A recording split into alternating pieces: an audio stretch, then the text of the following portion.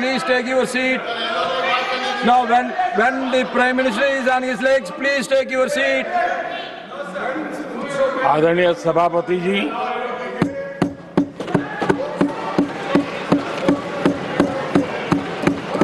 राष्ट्रपति जी के अभिभाषण पर आभार व्यक्त करने के लिए Take your seat. This is मैं not correct. उपस्थित हुआ हूं। Please take your seat. This is not correct. Please take your seat. No. Please take your seat. आप बैठिए प्लीज. आप बैठिए please. Prime minister is on his legs. Please आप बैठिए. प्लीज आप बैठिए.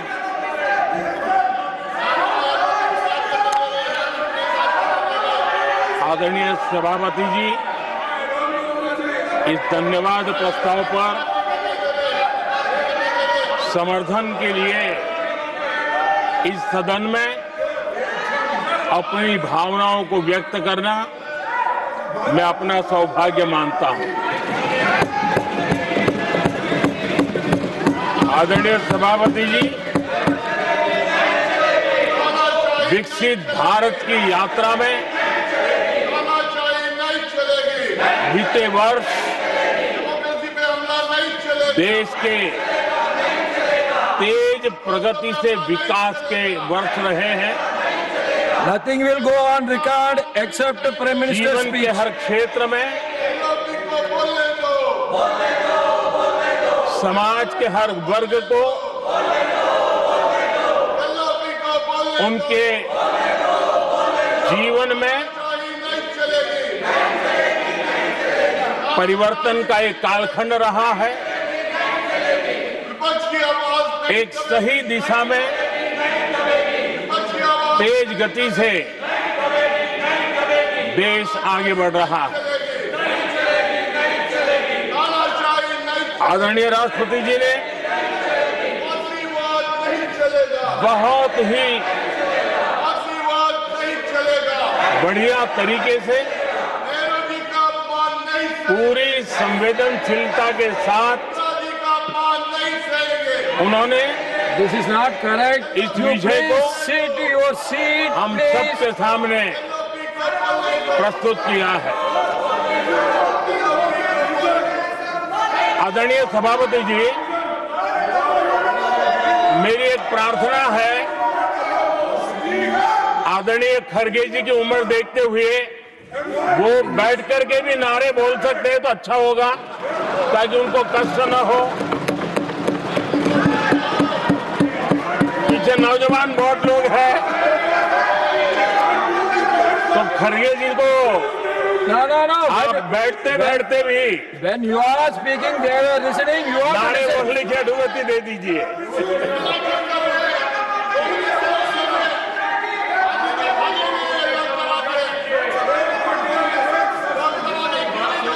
आदरणीय सभापति जी, राष्ट्रपति जी ने इस देश के मध्यम वर्ग, इस देश के निम्न मध्यम वर्ग, इस देश के गरीब, इस देश के गांव, इस देश के किसान, महिलाएं, विज्ञान हो, प्रौद्योगिकी हो, कृषि हो, सभी विषयों को लेकर के बहुत ही विस्तार से भारत के प्रगति का एक स्वर संसद में गूंजा है।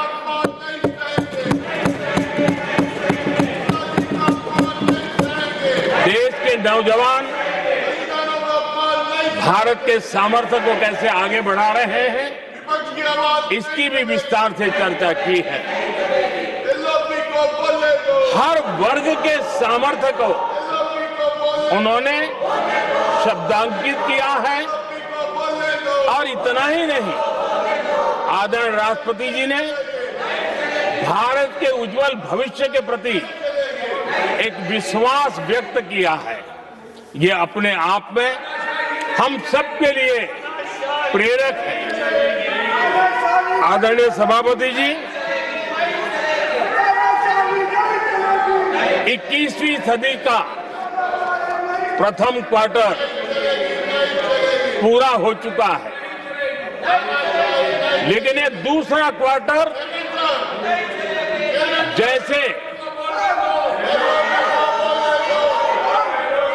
पिछली शताब्दी में भारत की आजादी के जंग में दूसरा क्वार्टर बहुत ही निर्णायक बना था। मैं साफ साफ देख रहा हूं कि विकसित भारत के निर्माण की दिशा में ये दूसरा क्वार्टर भी उतना ही सामर्थ्यवान होने वाला है, उतना ही तेज गति से आगे बढ़ने वाला है।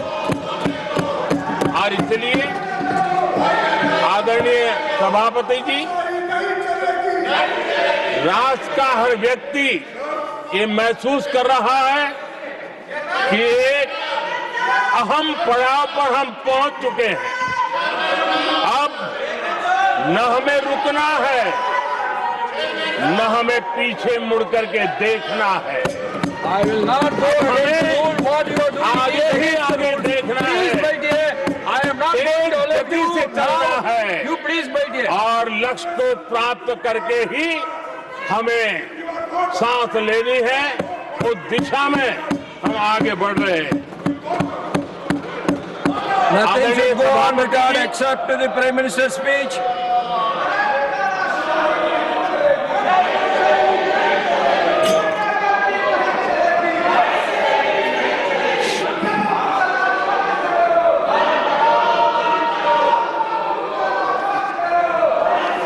आदरणीय सभापति जी, वर्तमान में अगर हम देखें तो भारत के भाग्य के अनेक सुयोग एक साथ हमें नसीब हुए। ये अपने आप में बहुत ही उत्तम संयोग है, ऐसा मैं मानता हूं। सबसे बड़ी बात है, विश्व के समृद्ध से समृद्ध देश भी बुजुर्ग होते जा रहे हैं। वहां की आबादी उम्र के उस पड़ाव पर पहुंची है हम जिन्हें बुजुर्ग के रूप में जानते हैं। हमारा देश ऐसा है जो विकास की नई ऊंचाइयां छू रहा है। उसी समय दिनों दिन हमारा देश युवा होता जा रहा है, युवा आबादी वाला देश है। ये अपने आप में एक बहुत अच्छा सुयोग है। आदरणीय सभापति जी, दूसरी तरफ मैं देख रहा हूं जिस प्रकार से विश्व का भारत के प्रति आकर्षण बढ़ा है, और उसमें भी विश्व भारत की टैलेंट का महात्म्य समझ रहा है। हमारे पास आज दुनिया का बहुत ही महत्वपूर्ण टैलेंट पूल है, युवा टैलेंट पूल है, जिसके पास सपने भी हैं, संकल्प भी हैं, सामर्थ्य भी है। और इसलिए ये दूसरा सुयोग है। शक्ति का आशीर्वाद हमारे साथ है। आदरणीय सभापति जी, भारत आज विश्व में जो चुनौतियां पैदा हो रही है, उन चुनौतियों का समाधान देने वाला एक देश आशा की किरण बना हुआ है, और हम समाधान दे रहे हैं। वैसा ही एक महत्वपूर्ण सुयोग है कि आज मेजर इकोनॉमी में भारत का ग्रोथ बहुत हाई है, और हाई ग्रोथ और लो इन्फ्लेशन ये बहुत ही यूनिक संयोग है, और ये हमारी अर्थव्यवस्था की मजबूती को प्रदर्शित करता है। आदरणीय सभापति जी, हम जिस गति से आगे बढ़ रहे हैं, जब हमें देश की जनता ने सेवा करने का मौका दिया, तब फ्रेजाइल 5 के रूप में ये देश जाना जाता था। जब हमें अवसर मिला, तब देश आजाद हुआ, तब हम दुनिया में 6 नंबर की इकोनॉमी थे। लेकिन इन लोगों ने ऐसा एक हाल करके रखा कि 11 पे पहुंचा दिया। आज हम 3 पर जाने की दिशा में तेज गति से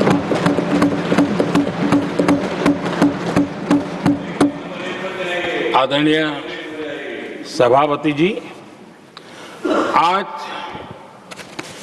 कोई भी सेक्टर देश कीजिए, चाहे साइंस हो, चाहे स्पेस हो, चाहे स्पोर्ट्स हो, हर क्षेत्र में आज भारत एक कॉन्फिडेंस के साथ, आत्मविश्वास से भरा हुआ भारत है।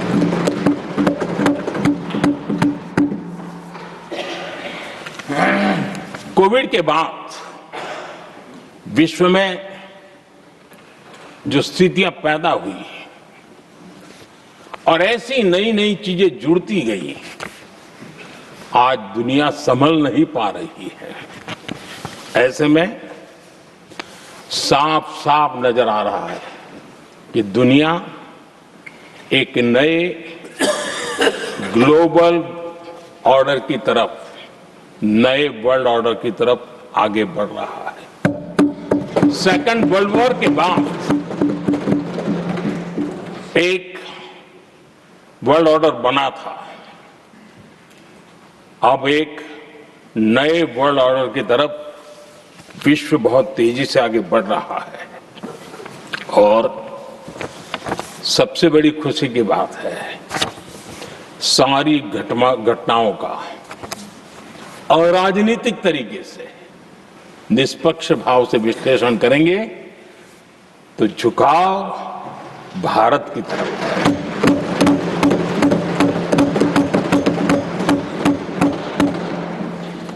विश्व मित्र के रूप में, विश्व बंधु के रूप में आज भारत अनेक देशों का विश्वस्त पार्टनर बना है और हम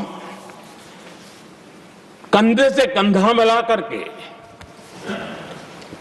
विश्व कल्याण की दिशा में भी अपनी उचित भूमिका निभा रहे हैं, अपने सामर्थ्य से सहाय भी कर रहे हैं। आदरणीय सभापति जी,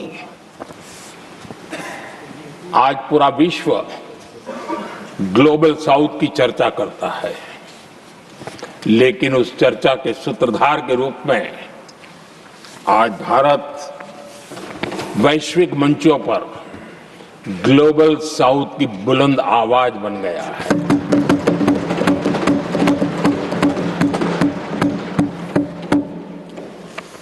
अनेक देशों के साथ आज Bharat future ready trade deals कर रहा है। पिछले कुछ ही समय में दुनिया के महत्वपूर्ण 9 बड़े देशों के साथ 9 बड़े हमारे ट्रेड डील हुए हैं और उसमें मदर ऑफ ऑल डील एक साथ 27 देशों के साथ, यूरोपियन यूनियन के साथ।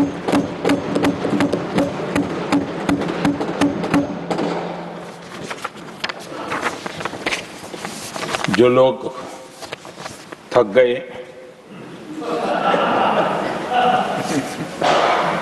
बेचारे चले गए, लेकिन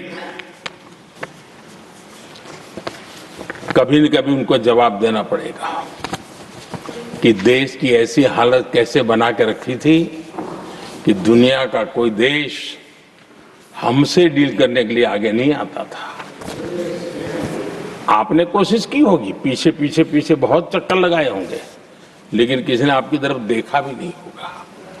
क्या स्थिति ऐसे पैदा है? दुनिया के देश ऐसे ही भारत के साथ डील नहीं कर रहे हैं। आदरणीय सभापति जी, इसके पीछे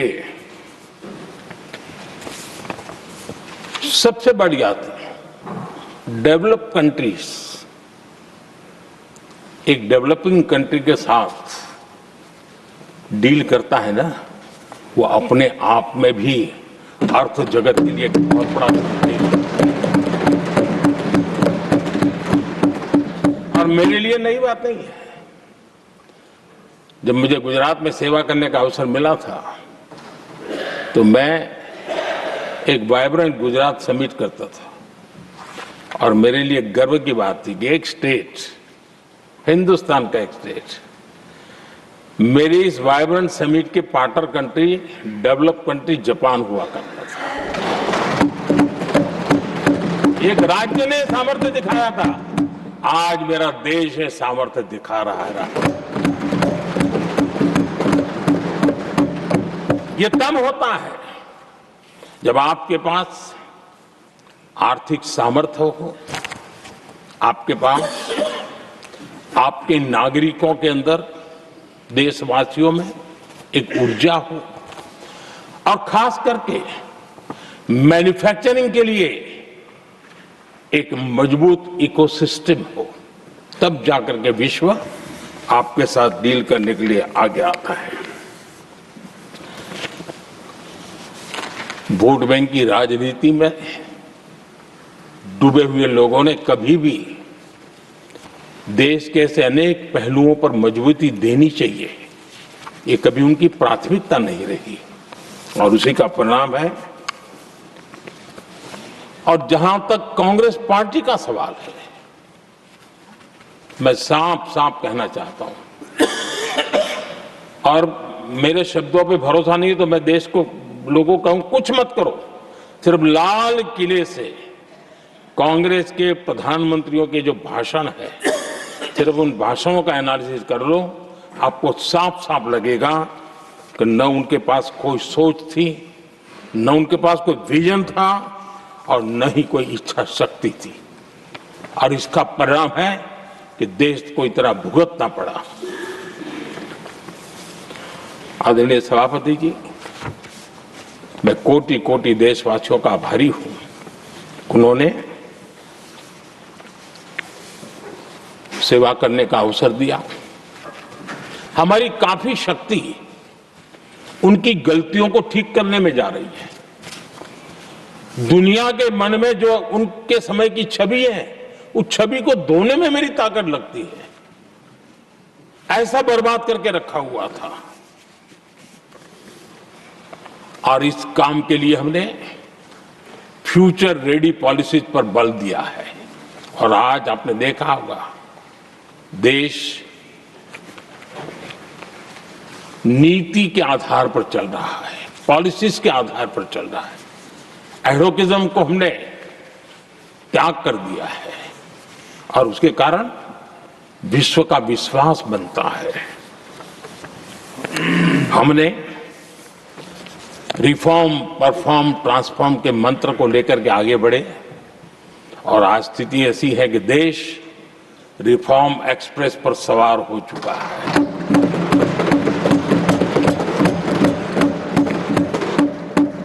हमने स्ट्रक्चरल रिफॉर्म्स किए हैं, प्रोसेस से जुड़े रिफॉर्म्स किए हैं, पॉलिसीज में रिफॉर्म किए हैं। हमारा मैन्युफैक्चरिंग सेक्टर, हमारे उद्यमी ये सशक्त हो, भारत की हर चीज का वैल्यू एडिशन हो, उस दिशा में हमने प्रयास किया है।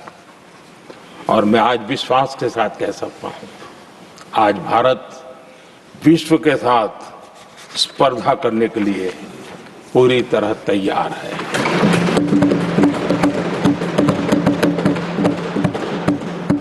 जब मैं विश्व के सीईओ फोरम की समिट देखता हूं, आज दुनिया हमारे उद्यमियों को समानता के रूप में देखती है। और जब पिछले दिनों सभी दलों के डेलीगेशन विश्व में गए थे, ये भाव उन्होंने भी अनुभव किया और आकर के मुझे सभी दल के माननीय सांसदों ने अपने अनुभव बता रहे थे, बड़ा गर्व से कह रहे थे कि हाँ, बराबरी से बात हो रही है। यह हमारे लिए अपने आप में बात है। आदरणीय सभापति जी, एमएसएमई का बहुत बड़ा नेटवर्क जितना सामर्थ्यवान होता है वो लंबे अरसे तक इकोनॉमी को एक ताकत देता है। हमने उस दिशा में बल दिया और हमने कई रिफॉर्म्स किए हैं।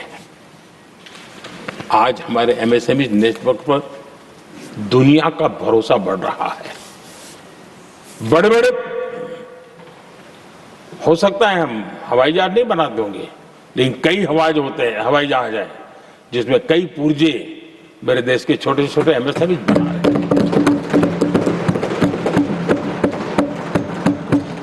आदरणीय सभापति जी, देश में हुए इन प्रयासों का नतीजा सबके सामने है।